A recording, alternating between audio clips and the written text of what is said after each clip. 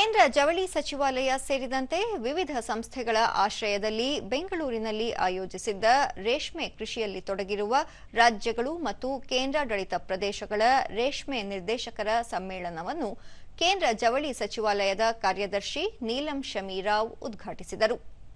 ಈ ವೇಳೆ ಕೇಂದ್ರ ರೇಷ್ಮೆ ಮಂಡಳಿಯ ಸದಸ್ಯ ಕಾರ್ಯದರ್ಶಿ ಪಿ ಶಿವಕುಮಾರ್, ಕೇಂದ್ರ ಜವಳಿ ಸಚಿವಾಲಯದ ರೇಷ್ಮೆ ಇಲಾಖೆಯ ಜಂಟಿ ಕಾರ್ಯದರ್ಶಿ ಪದ್ಮಿನಿ ಸಿಂಗ್ಲಾ, ರಾಜ್ಯ ತೋಟಗಾರಿಕೆ ಮತ್ತು ರೇಷ್ಮೆ ಇಲಾಖೆ ಕಾರ್ಯದರ್ಶಿ ಆರ್ ಗಿರೀಶ್ ಸೇರಿದಂತೆ ಹಲವರು ಉಪಸ್ಥಿತರಿದ್ದರು.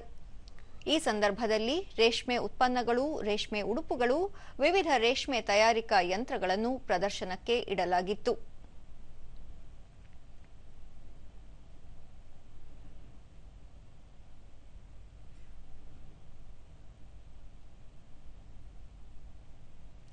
ಬಳಿಕ ನೀಲಂ ಶಮಿ ರಾವ್ ವಿವಿಧ ರಾಜ್ಯದ ರೇಷ್ಮೆ ಇಲಾಖೆಯ ಅಧಿಕಾರಿಗಳನ್ನು ಒಟ್ಟಿಗೆ ಸೇರಿಸಿ ಆಯೋಜಿಸಿರುವ ಈ ಕಾರ್ಯಕ್ರಮ ಮುಖ್ಯವಾಗಿದೆ.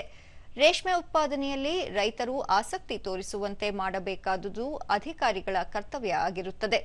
ಕೇಂದ್ರ ಸರ್ಕಾರ ರೇಷ್ಮೆ ವಿವಿಧ ಸೌಲಭ್ಯಗಳನ್ನು ನೀಡುತ್ತಿದೆ ಎಂದರು. As one in all, where people would want to come and enhance their experiences, how this can be done. Padmini ಸಿಂಗ್ಲಾ, ಅತ್ಯಂತ ಕಡಿಮೆ ಅವಧಿಯಲ್ಲಿ ಉತ್ತಮವಾದ ಕಾರ್ಯಕ್ರಮ ಆಯೋಜನೆ ಮಾಡಲಾಗಿದೆ. ರೇಷ್ಮೆಯಿಂದ ವಿವಿಧ ವಸ್ತುಗಳನ್ನು ತಯಾರಿಸುವ ಮೂಲಕ ಗ್ರಾಹಕರನ್ನು ಸೆಳೆಯಬೇಕಾಗಿದೆ ಎಂದು ಹೇಳಿದರು.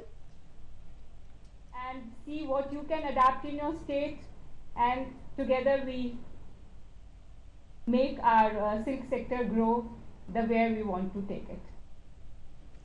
ಪಿ ಶಿವಕುಮಾರ್, ಸಮ್ಮೇಳನದಲ್ಲಿ ಎಲ್ಲರೂ ಮುಕ್ತವಾಗಿ ಭಾಗವಹಿಸಿ ಮಾಹಿತಿ ಪಡೆದುಕೊಳ್ಳಬೇಕು, ತಮ್ಮ ಸ್ವಂತ ವಿಚಾರಗಳು ಚರ್ಚೆ ಮಾಡಬೇಕು, ನಾಯಕತ್ವದ ಗುಣವನ್ನು ಬೆಳೆಸಿಕೊಳ್ಳಲು ಮುಂದಾಗಬೇಕು ಎಂದು ಹೇಳಿದರು. Because now the Silk Samagara going to end in another 2 months, and we are going to come with a new scheme under our Secretary Madam leadership. The National Fiber Mission paperwork is almost done, and you all have played a major role in mainly during our stakeholder meet.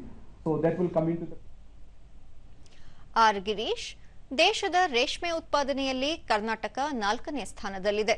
ದೇಶದ ಒಟ್ಟಾರೆ ರೇಷ್ಮೆ ಉತ್ಪಾದನೆಯಲ್ಲಿ 45% ಪಾಲು ಕರ್ನಾಟಕದ್ದೇ ಆಗಿದೆ. 127,000 hectare ಪ್ರದೇಶದಲ್ಲಿ 1.48 ಲಕ್ಷ ರೈತರು ರೇಷ್ಮೆ ಉತ್ಪಾದನೆಯಲ್ಲಿ ತೊಡಗಿದ್ದಾರೆ ಎಂದು ತಿಳಿಸಿದರು. In the recent past, also lot of money has been given to us, and we will assure you, madam, we will utilize the funds which have been granted to state of Karnataka.